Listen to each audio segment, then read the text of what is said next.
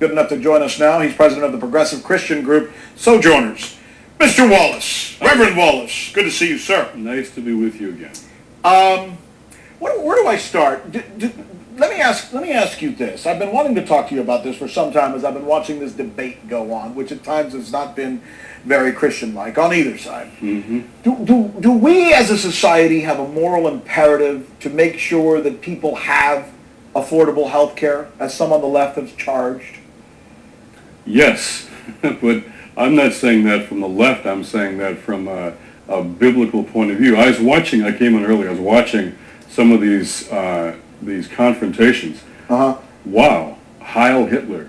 I mean, this is very worrying to me, that in the shouting, in the anger, in the fear, even now we can say hate, we're losing the moral core of this debate, which is that we needed to reform healthcare because the system was broken for too many people. Too many people are hurting. They're not covered, or they're covered, but they're not getting what they need. They're paying too much. So if you like your healthcare, great, keep it.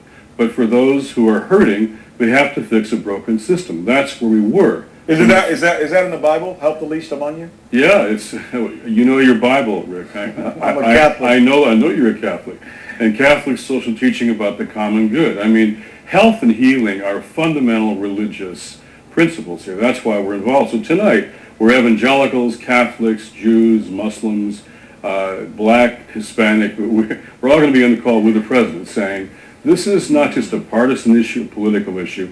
It's a moral issue. And in fact, anybody can join the call. You can join. Just sojo.net, SOJO.net/healthcare. It's an open call for that's anybody cool. who wants to join. But by the way, that's not to say that people who have serious concerns about this and are saying, look, I'm all for healthcare, but, God, please don't jack up my prices, my taxes anymore. I can't afford to pay the taxes I have now. So let's just be, let's be balanced about this as much as we possibly can. Indeed. As you know, Rick, this is complicated. The healthcare system is so complicated.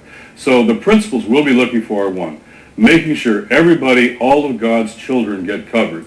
Those who have insurance but can't afford what they have, we take care of them too. And the thing must be built on a solid financial foundation. Right. All those are valid concerns. Let's have a sane, civil, listening conversation, and let's get rid of the shouting and the hate and, my goodness, Heil Hitler. By the way, let's go back to that real quick. When you do see some of this wild behavior that we've seen in some of these healthcare forums, when you hear, for example, some of the misrepresentations as flat-out lies in some cases, like calling things death panels and saying that old people are going to be killed, including some of them spread by people who profess to be Christians, how do you reconcile that as a Christian yourself? Well, I have that concern. I say to some of my friends on the religious right, I say Christians shouldn't lie. I mean, raise concerns, raise complicated issues. But tonight, we'll look pastors, lay people, real people telling stories about whether this is working for them. So I'm saying we need the best from our elected officials, the best from the public. And this is a complicated conversation. But our principles for us have to be everyone gets access to quality, good, affordable health care, whether you're covered or not, and it has to be on a solid financial foundation. We can do that, but the system is broken.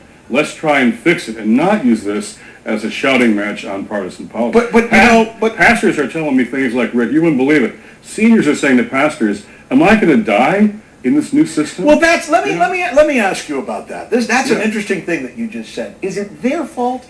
Or is it the fault of... Well, wait. I just saw a poll that says something like 75% of the people who watch exclusively right-wing media and right-wing television channels, for example, actually believe that there are death panels. So they watch this, they take this as the truth, and they get out there and they get all excited, and then they may act this way. So they're not really being dishonest, but their messenger may be.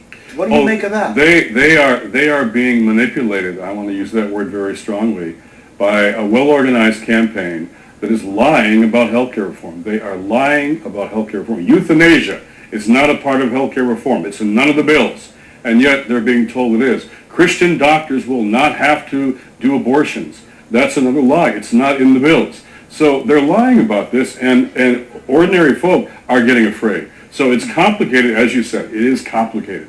Let's have a sane, rational discussion, and let's not forget people were hurting in this, are hurting. There's too many stories. We got to fix a broken system, and let's do it together. All right, final question. You're going to be meeting with the president in something like 20 minutes in this conversation. I know that you've been involved in these types of things before.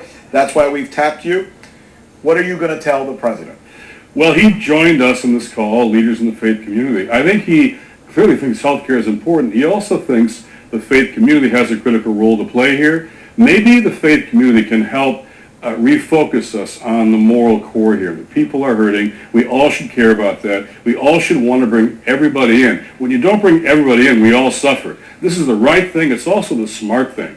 Because if you don't cover people, it makes the cost of all of it go up. The president, I think, will get support from us if he supports our principle of making sure everyone's covered, and we want to, in fact, be engaged in truth-telling here. Truth-telling is a religious vocation as well. So I hope tonight's call, there'll be a Q&A time. People can ask questions of the administration. You know, you're always one of the best people for putting these kinds of things into perspective. And just when we start looking at it too much from a political vantage point, you bring it back to spirituality. And I think a lot of people out there would agree with me that it's a good place to look at it from.